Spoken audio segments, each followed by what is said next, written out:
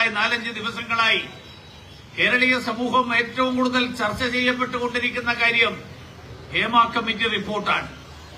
ആ ഹേമ കമ്മിറ്റി റിപ്പോർട്ടിന്റെ കൂടി പശ്ചാത്തലത്തിലാണ് ഞാനിത് പറയുന്നത്.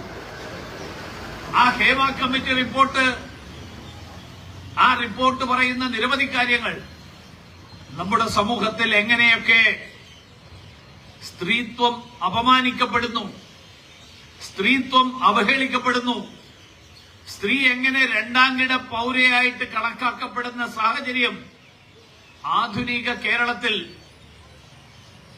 തുല്യ ജോലിക്ക് തുല്യവേതനം എന്ന് മുദ്രാവാക്യം മുഴക്കുന്ന ഒരു നാട്ടിൽ, ആ നാട്ടിൽ സ്ത്രീകൾക്കുണ്ടാകുന്ന വരുമാനം അതേ ജോലി ചെയ്യുന്ന പുരുഷനുണ്ടാകുന്ന വരുമാനത്തെക്കാൾ എത്രയോ കുറവാണ് എന്ന് ഒരു റിട്ടയർഡ് ഹൈക്കോടതി ജഡ്ജി, ഒരു റിട്ടയർഡ് IAS ഉദ്യോഗസ്ഥ, ചലച്ചിത്ര രംഗത്ത് ദീർഘകാലം പ്രവർത്തിച്ച അനുഭവ സമ്പന്നയായിട്ടുള്ള ഒരു അഭിനേത്രി, ഇവരെല്ലാവരും ഉൾപ്പെടുന്ന ഒരു കമ്മിറ്റി റിപ്പോർട്ടിന്റെ ഭാഗമായിട്ട് എഴുതി കൊടുക്കുമ്പോൾ കേരളം വാസ്തവത്തിൽ ലജ്ജിച്ച് തലതാഴ്ത്തേണ്ട ഒരു സാഹചര്യമാണ് നിലവിൽ ഉണ്ടാകുന്നത്.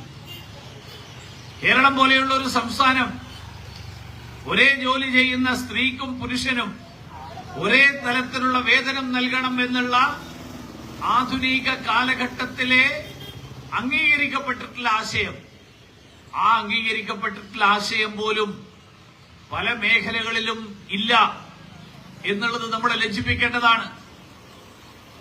ഇന്ന് സർക്കാർ ഉദ്യോഗസ്ഥന്മാരായിട്ടുള്ള ആളുകൾ, അധ്യാപകരും അധ്യാപികമാരുമായിട്ടുള്ള ആളുകൾ, അവർക്കെല്ലാവർക്കും അവരുടെ ലിംഗം ഏതാണ് എന്ന് നോക്കിയിട്ടല്ല അവർക്ക് കിട്ടുന്ന വേതനം, അവർ ചെയ്യുന്ന തൊഴിലിന്റെ അടിസ്ഥാനത്തിലാണ്. സർക്കാർ ജോലിയിൽ പുരുഷനാണെങ്കിലും സ്ത്രീയാണെങ്കിലും ഒരു പദവിയിൽ ഇരിക്കുന്ന ആളുകൾക്കെല്ലാവർക്കും ഒരേ വേതനമാണ്. അധ്യാപകരും അധ്യാപികമാരുമായിട്ടുള്ള ആളുകൾക്ക് അവർക്കെല്ലാവർക്കും ഒരേ വേതനമാണ്.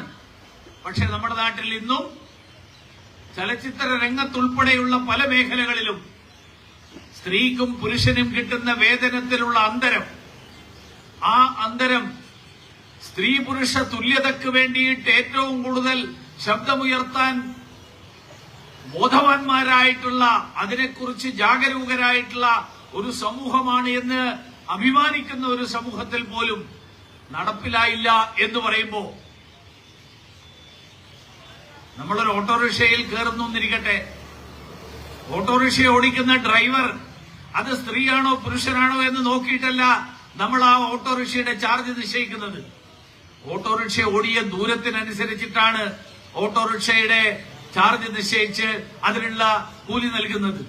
പക്ഷെ ചില മേഖലകളിൽ ഇപ്പോഴും ഈ സ്ത്രീ പുരുഷ ലിംഗവ്യത്യാസത്തിന്റെ അടിസ്ഥാനത്തിലുള്ള അസമാനത, തുല്യതയില്ലായ്മ, ആ തുല്യതയില്ലായ്മ നിലനിൽക്കുന്നു എന്നുള്ളത് ഒരു വശം.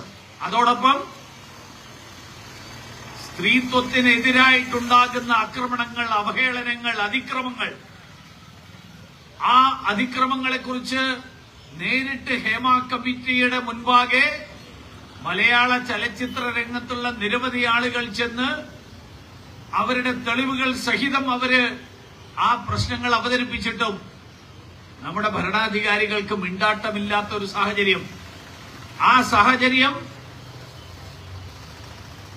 കൗരവ സദസ്സിൽ പാഞ്ചാലിക്ക് നേരിട്ട, ദ്രൗപദിക്ക് നേരിട്ട അതേ സാഹചര്യത്തെയാണ് സൂചിപ്പിക്കുന്നത്.